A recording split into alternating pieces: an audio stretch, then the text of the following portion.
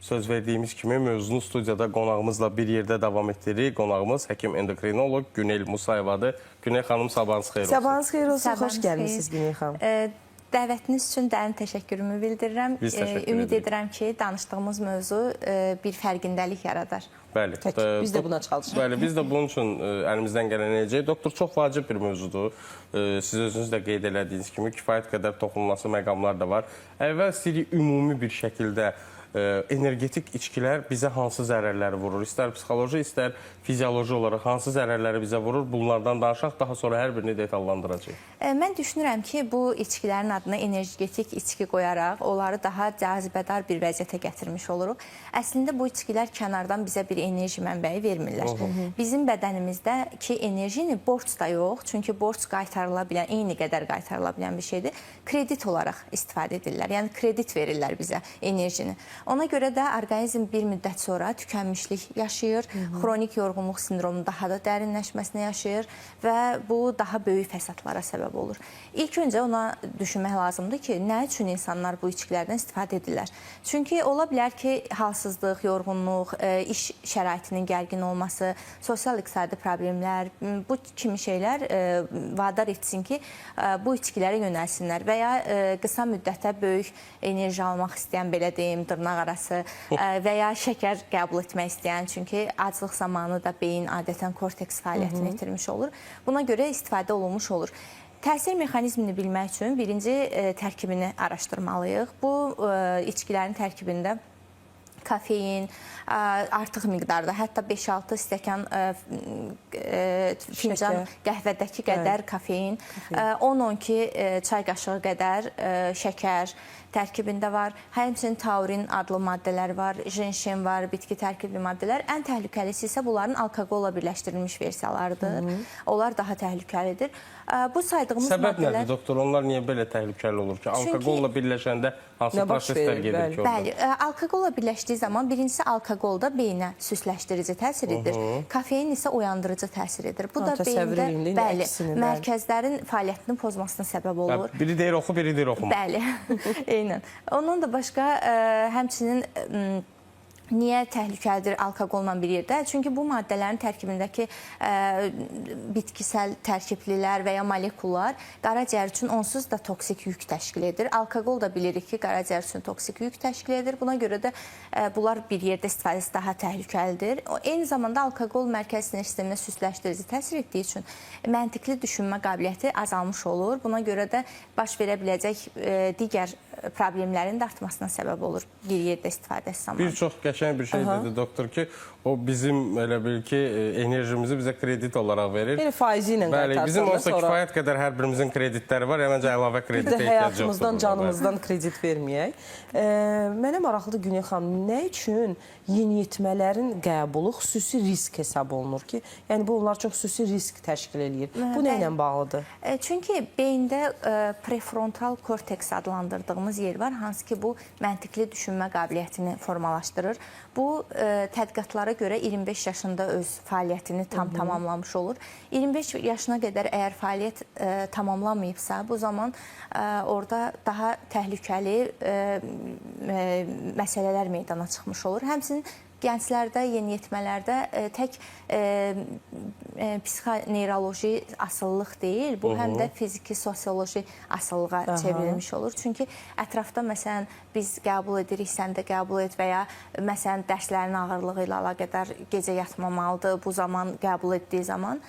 Sonradan yuxu rejiminə pis təsir etdiyi üçün, həmçinin beyindəki o neyromediatorların qənaətsiz istifadəsinə səbəb olduğu üçün bizə daha böyük bir yorğunluq, daha böyük bir fiziki yük olaraq geri dönmüş olur. Ona görə də axı onların beyin inkişafları hələ tam dediyimiz qədər tamamlamayıb. Bəli. Ondan başqa bunlarda ürək və damar sisteminin bir-birinə olan nisbəti tam formalaşmayıb. Energetik içkilərin də birinci zədələdiyi orqan ürək toxuması olduğunu düşünsək. Sonra məsələn indi piyələnmə və diabetin artışını nəzərə alsaq ki, artıq 8 milyonu aşıb dünyada diabetli xəstələrin sayı.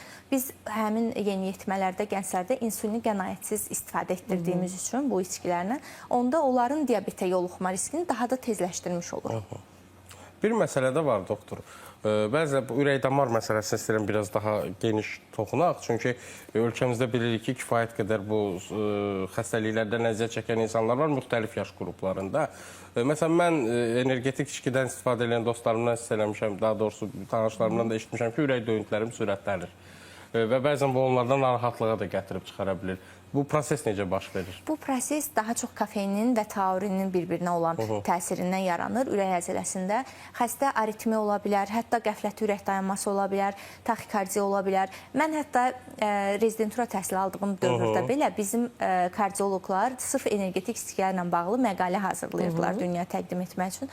Bununla bağlı Azərbaycan Qida Təhlükəsizliyi Agentliyində yetəri sayda çalışmalar var, yayımladıqları məlumatlar var. Həmçinin bizim həkimlər kardioloqlarında yayınladığı məlumatlar var ki, ürəyin metabolik funksiyasını pozmuş olur.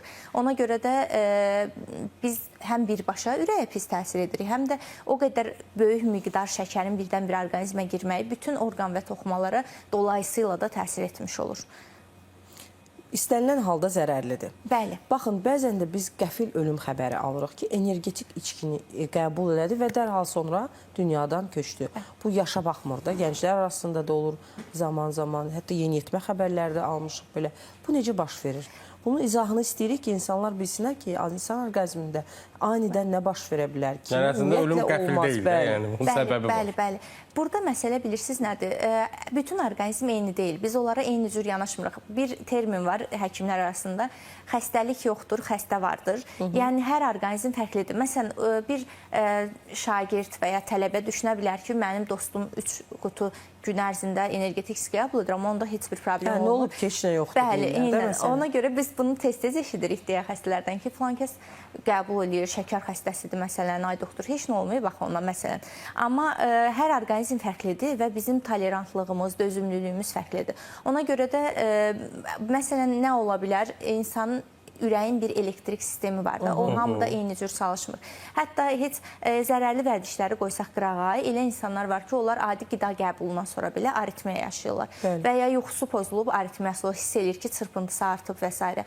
Təşviş pozuntusu, panik atak, bu tipli problemləri olan çox sayda insan var hal-hazırda ətrafımızda. Bunlar da tərkibindəki maddələrə görə bu prosesləri sürətləndirdiyi üçün ürək elektrik sistemi baş qaldığı üçün ki, bu nə idi, bu qədər kofein birdən-bir orqanizmə girdi. Buna görə də bəli, qəflətli ürək dayanmaları baş verə bilir, kardiak arrest ola bilir xəstələrdə. Bəs həmin o energetik içkilərin tərkibində əsas hansı maddələrdir ki, insanlarda asılılığı yaradırlar? Nə, hansını tələb eləyir? Taurini mi daha çox insan içdikdə öyrəşir? Kofein mi, yoxsa başqa nələrsə də var mı? Ümumiyyətlə, mən sizə deyim ki, hətta şəkər belə iştah mərkəzində, həz mərkəzi var beyində. Həz mərkəzində dopamini qıcıqlandırıb artırdığı üçün o belə asılılıq yaradır. Yəni, siz eşitmişsiniz ki, yəqin ki, şəkərdən asılı hər şeyi kəsərəm deyir doktor, amma şəkəri kəsə bilmərəm. Eşitmişsiniz yəqin ki, belə insanı. Yaşamışıq da doktor. Təşkil etməklə kifayətlənməmişik. Bunlar həz mərkəzinə təsir etdiyi üçün bu dopamin ifrazını artırır və insan o həz mərkəzini qıcıqlandıran hər bir vasitədən asılı olmuş olur. Buna görə də bu sırf beyində o şəkər ki, mən həmişə xəstələrə də deyirəm, beyniniz şəkəri sintez etmir və depolamır. O, ancaq sizin ona verdiyiniz şəkərdən istifadə edir. Sən ona əgər şəkərsiz bir mühit yaratsan, onda orqanizm öz müdafiəsini işə qoşur. Necə yaradaq onu, doktor? Bizə də kömək. Nə qədər vaxt lazımdır o mühiti yaratmaq üçün? Bu individualdır əslində. Yəni, bunun konkret bir tədqiqat yoxdur ki, Nə əvəzləməlidirlər məsəl üçün? Bax, həm bu energetik içkilərdən asılı olanlar üçün də deyə bilərik, həm ümumi şəkəri çox sevən, çox istehlak eləyən vətəndaşlar üçün də ki, nə ilə əvəzləsinlər, necə də çıxış yolu burada məsələn? Bax, mən onu çox gözəl bir məsələyə toxundunuz. Yəni, hər bir halsızlıq və ya şəkər istəyi olan adam gedib enerji içkisi mi içir? Yox. Əslində, bu normalda həkimə getməlidir, müraciət etməlidir. Deməlidir ki, doktor, mən şəkər yeməyəndə özümü pis hiss edirəm, tutaq ki, mən şəkərsiz qalanda əl-ayağım əsir. Sonra mən özümü çox halsız hiss edirəm, dərslərimə diqqətimi yönəldə bilmirəm, tutaq ki. Bunların səbəbi orqanizmdə müxtəlif ola bilər. Məsələn, insulin rezistentliyi ola bilər.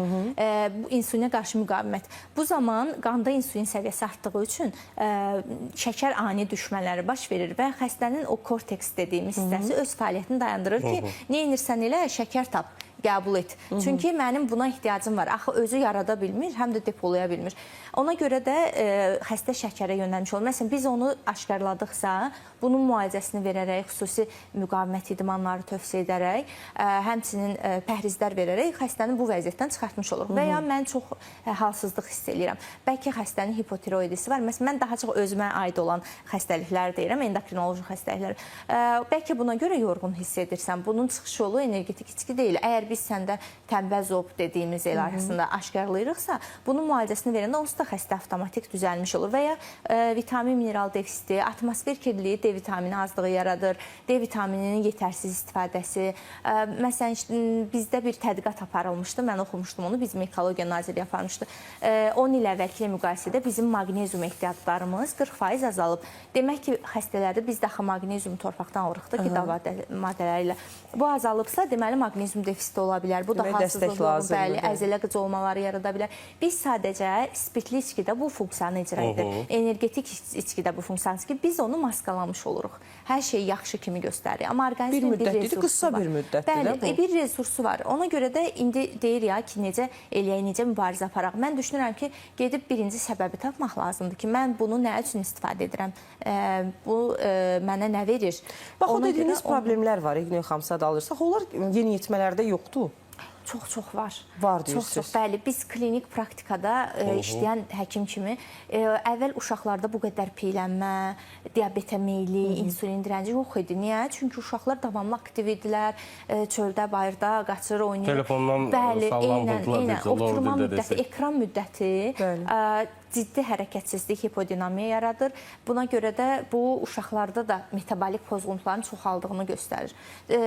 Məsələn, qız uşaqlarında menstrual siklin pozulması, oğlan uşaqlarında cinsi inkişafın ləngiməsi, məsələn, qızlarda tüklənmə, piylənmə, üzündə aknelerin çıxması, dərinin yağlı olması, saçın tökülməsi, bədənin başqa nahiyələrində tük artışı. Bunlar bizə göstərir ki, artıq burada metabolik sindrom başlayıb. Bir də düşünün, bunu normal sağlam qida qəbul edən, amma hərəkətsiz olan uşaq etsin. Biri də var ki, yanaşı olaraq energetik içki qəbul edən uşaqda olsun və bu daha faciəvi bir nəticəyə səbəb ola bilər.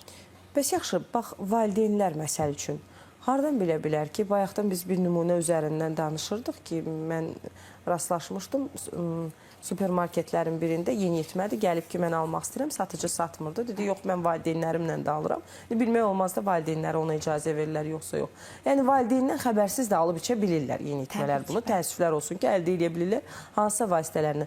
Valideyn, məsələn, bir ana, bir ata necə hiss eləyə bilər ki, uşaq energetik içkilərdən hədsiz qəbul, yəni çox qəbul edir? Və yaxud da qəbul edir ümumiyyətlə. Əgər artıq miqdarda istifadə edirsə, məsələn, o uşağında olan o narahatlıq, təşviş, məsələn, adicə uşağın hərəkətlərindəki qeyri-adiliklə hiss oluna bilər və ya ürəyimi çırpınır, məsələn, narahatam və ya uşaq yata bilmir. Çünki bu maddələr qanda 7-8 saat qalır. Əgər uşaq bunu axşam saat məsələn 6-da qəbul edibsə, gecə saat 12-də belə bunun beynində o bioloji aktivliyi yaradan maddələr qalır. Axı uşağın da bir, biz yəni nə gözəl ki, Azərbaycanlıyıq, bizim bir uşaqlarımız üzərində söz haqqımız var, elə deyilmi məncə? Hələ ki var, az çox. Bəli, məncə də var, yaxşı ki də var.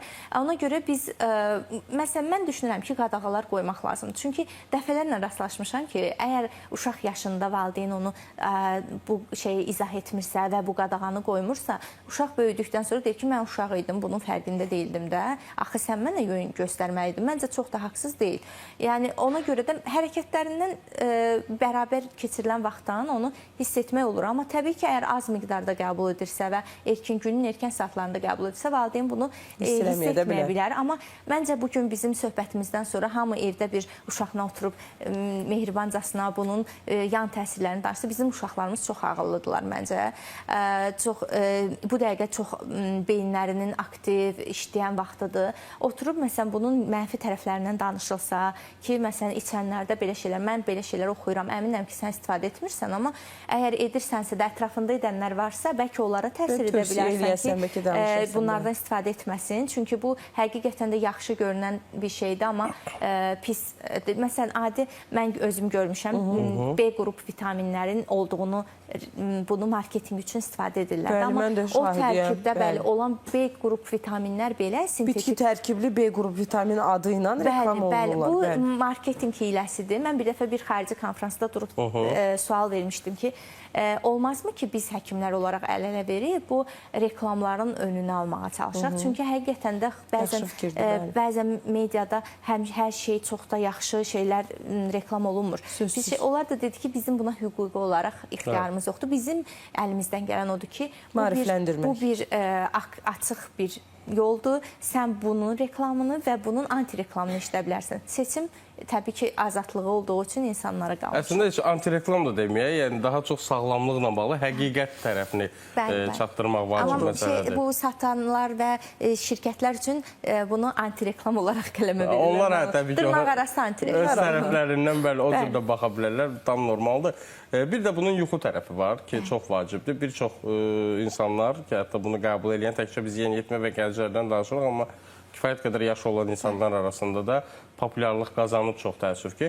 Və onların bəziləri iddia edirlər ki, mən onun içəndə tutaq yuxum gəlir, işləməliyəm, amma işləmirəm və yuxumu qaçır, yaxşı oluram, özümdə güc hiss eləyirəm və işimi daha yaxşı eləyirəm. Amma sonra elə yenə həmin adamlardan biz onu eşidirik ki, yəni bir müddət sonra ki, yata bilmirəm artıq. Və yaxud çox yatıram həddindən artıq, oyanıram və görürüm yenə yuxum gəlir, halbuki 8 saatdan da çox yatmışam. Bu proses necə baş verir? Deməli, yuxuda yenə də mexanizminə gəlsək, adenozin molekulaları var ki, onlar reseptorla birləşməlidir ki, sən özünü yorğun, yuxulamağa ehtiyaclı hiss edəsən. Bu kafeinin artıq miqdarı, taurinin artıq miqdarı qanda özünü adenozin kimi maskalayır və gedib o reseptorlara birləşir. Birləşdiyi üçün qanda adenozin devrilir, birləşə bilmir axı. Amma bu birləşmədə daimi deyil axı. Bir müddət sonra birincisi bədənin tolerantlıq qabiliyyət etmiş olur. Yəni sən əvvəl bir qutu içərək özünü yaxşı hiss edirdinsə, indi o sənə yetmir. Get-gedə artır. Bunun da bir limiti olduğu üçün, orqanizmin dözümlülük müddəti olduğu üçün adenozin axı qanda toplanıb, birləşə bilmir. Ona görə birdən-birə o molekul ayrılanda, reseptorun yeri boş qalanda adenozin hücumu baş verdiyi üçün ümumiyyətlə ayıla bilmir. Yəni ki, davamlı mən özümü yuxulu və yorğun hiss edirəm. Bir bu mexanizmi var yuxuya təsir edən. İkinci mexanizmdə melatonin dediyimiz yuxu hormonu var. Hansı ki, bizim ən çox işlətdiyimiz sözdür o ki, vaxtında yatmaq lazımdır. 11-3 arası beynin melatonin ifraz edən vaxtıdır. Uşaqdırsa əgər boy hormonunun piki var, saat 10-da onu tormozlamamaq lazımdır. Çünki qanda şəkəri verəndə boy hormonu da tormozlanmış olur. Bu zaman melatonin ifrazına, sirkadian ritminə təsir etdiyimiz üçün bu da xəstənin tək yuxu ilə bağlı problemlərinə yox, eyni zamanda yuxuda bədən regenerasiya olur, hüceyrələri yenilir, yenilənir. O yenilənmənin də önünü almış olur. Beyin davamlı aktiv olduğu üçün təbii ki, yuxuda pozulmuş olur, rejimi pozulmuş olur, saatı. Yuxunun həm kəmiyyəti pozulur, həm keyfiyyəti pozulur. Tutaq ki, yuxuya getdi, amma kabusla yuxudan ayılma ola bilər. Çünki keyfiyyətsiz yuxuda belə deyil. Deməli, energetik içkilər həm də bu tərəfdən təsir edə bilər. Şuur altına da necəsə gedib çıxıra. Gətirib çıxara bilər. Yuxuda bəlkə panik ataklara təsir edə bilər. Çox artırır. Bundan biraz danışaq. Biz onu klinik praktikada görürük. Ümumiyyətlə, ümumilikdə artıb panik ataklar və təşviş pozuntusu. Heç bu zərəri vərdici olmayan adamlarda belə çox artıb. Çünki istər-istəməz sosial-iqtisadi mühit hamıya təsir edir. Müharibələr, infeksiyalar, viruslar, şayələr, gələcəklə bağlı, oxuduqlarımız, gördüklərimiz. Gələcəklə bağlı narahatlıqlar. Əvvəl bu qədər informasiya geniş yayılmırdı, indi çox yayılır deyə narahatlıq istər-istəməz artmış olur. Bu da bir tərəfdən axı beyin davamlı oyanıqda özünü yeniləyə bilmir. Ona görə təşvişi artırmış olur. Yuxu ümumiyyətlə tez yuxu və ləng yuxu fazası var. Tez yuxu fazasında göz bəbəyinin hərəkəti olur. Bu içkilər beyni oyaq saxladığı üçün bizim o tez yuxu fazasını, hansı ki gün ərzində olan baş verən hadisələr beyində sintez, analiz olunduğu bir saat var, o müddəti uzanır. Ləng yuxu fazasını isə qısaltmış olur. Ona görə regenerasiyanı pozmuş olur. Ona görə deyirik ki, həm kəmiyyətinə, həm keyfiyyətinə təsir edir. Doktor, bəs siz öz şəxsi təcrübənizdə olubmu ki, həmin o energetik içkilərdən istifadə edən insan sizə müraciət edib və siz müayinə zamanı belə deyək, kifayət Aşkarlanmışsınız, qədər təəccüblü nələrləsə rastlaşmısınız. Yəni bəlkə də bu sizin üçün hətta qorxulu ola biləcək bir səviyyədə olub, bir narahatlıq verəcək səviyyədə olub. Yəni real кейslər üzərindən getsək də şəxsən qarşılaşdığınız sizi biraz narahat edən məsələlər. Bəli, olub. Birinci onu demək istəyirəm ki, mən özüm heç vaxt dadına baxmamışam energetik. Dadına belə baxmamışsınız. Heç baxmamışam, yəni necə daddığını bilmirəm. Amma xəstələrindən eşitdiyimə görə şəkərli, qazlı içkilər kimi bənzər bir şeydir. Deməli, nə müşahidə etmişəm mən öz klinik praktikamda? Məsələn, xəstə deyir ki, mənə bir il əvvəl sənə şəkərə meyillisən demişdilər doktor. Necə ola bilər ki, bu qədər qısa müddətdə mənim 3 aylıq şəkərim məsələn gəlib pik həddə çatıb. Nə istifadə etmişsən bu arada, nə edirdin? Deyir ki, mən çox yorğun idim, şəkər dalğalanmalarım olurdu. Məsələn, özümü halsız hiss edirdim, acırdım, əsirdim, sonra yemək yerdim, yuxum gəlirdi, iş qabiliyyətim pozulmuş olurdu. Buna görə başladım istifadə etməyə və indi artıq diabet xəstəsidir, bu bir.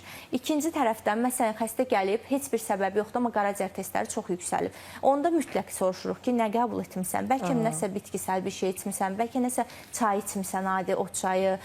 Deyir ki, yox, heç bir şey eləməmişəm, amma energetik içki. Bu, qaraciyərə toksik hepatit yarada biləcək qədər qaraciyər testlərini yüksəltdiyini görürük. Toksik hepatit deyəndə nəyi nəzərdə yəni, tutursunuz? o maddələrin qaraciyər üzərinə zəhər kimi təsiri, toksin kimi təsiri baş verdiyini görürük. Sonra dehidratasiya verə bilər. Çünki şəkər ki, ani yüklənmiş olur. Bu zaman böyrək axı o şəkəri də tənzimləməlidir, qovmalıdır bədəndən. Buna görə bədən davamlı su itirir. Buna görə də dehidratasiya, böyrək daha artıq işləmək məcburiyyətinə qalır. Bu, bəzən böyrək testlərinin yüksəlməsi ilə özünü göstərə bilər. Psixi və sosial tərəflərini onsuz da danışdıq. Amma orqanizm olaraq məni isə ən çox maraqlandıran həqiqətən də heç insulinlə bağlı. Deyir ki, ailəmizdə heç diabeti olan yoxdur. Məsələn, doktor, insulin rezistenti yoxdur. Bu ola bilər. Polikistik over ola bilər. Məsələn, menstruasiya pozulub, qadın müraciət edib görürük ki, bel çevrəsində yağlanma var, menstruasiya olmur, üzündə dediyim bayaq şikayətlər, dəri problemləri var. Sorğuluyuruq ki, ailənizdə belə bir şey varmı, yoxdur, qidalanmanız necədir? Mən demək olar ki, heç sən yemirəm, doktor, məsələn.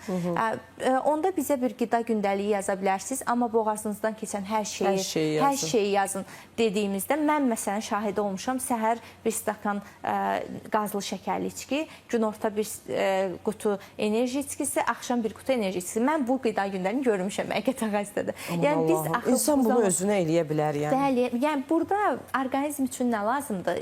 Gözə görünən tərəfdə şəkər almalıdır ki, enerjili olsun, ayaqda dura bilsin, düzdürmü? Amma bəs bunun bir arxa ekranında biz nə görürük ki, sən həmin günü hansı zülal aldın, hansı vitamin mineral aldın, ancaq aldığın bəsit karbohidratdır da, hansı ki o qana sürətlə sorulur. Bəzən deyirlər vena daxili. Bir müddət sonra yenə aclıq hiss edirsən. Əlbəttə hiss edirsən. Çünki sən insulini qıcıqlandırdığın üçün, anidən qaldırdığın üçün şəkərin də anidən düşür. Buna biz təbabətdə qüsurlu dövran deyirik. Sən qüsurlu dövrana girmişsən və o dövrandan çıxmaqda əgər xəstə maarifli deyilsə çox çətin olur.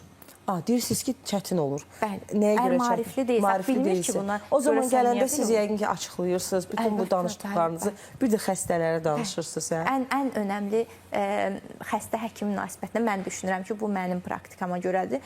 Ən önəmli şey vaxtdır. Yəni, yetərincə anamnez. Çünki həqiqətən xəstə bəzən içdiyi energetik içkini heç nə yemirəm, heç nə yemirəm, niyə biləm? Açıqlamır ki, mən energetik içki qəbul edirəm. Heç bir şey eləmirəm, mən niyə belə oldum görəsən? Heç nədən heç nə olmur da yəni. Bəli, mən axı heç nə yemirəm, niyə çək alıram, bəs çəkim niyə artır? Biz ona deyirik ki, bax sən 12 qaşıq şəkər tozunu bir stakan suda həll edib içmək nə deməkdir? Bu qədər sən şəkər qəbul edir bədən birdən-birə. Başqa nə istəyirsən? Günel xanım, təşəkkür edirik sizə. Çox sağ olun ki, gəldiniz. Ümid edirik ki, bayaq dediyiniz o fərqindəlik, fərqində olmaq, artıq oyanmaq, necə deyərlər, kimdəsə bir nəfər də belə təsir elədirsə, nə xoş bizə ki, bu səhər söhbətimizdən faydalanan oldu. Təşəkkürlər sizə də, can sağlığı və uğurlar. Çox sağ olun. Və bir daha xatırlatmaq istəyirik ki, qonağımız həkim endokrinoloq Günel Musayeva idi və biz bu energetik içkilərdən istifadə edirsinizmi sualını həmçinin paytaxt sakinlərinə də vermişik. Görək onlar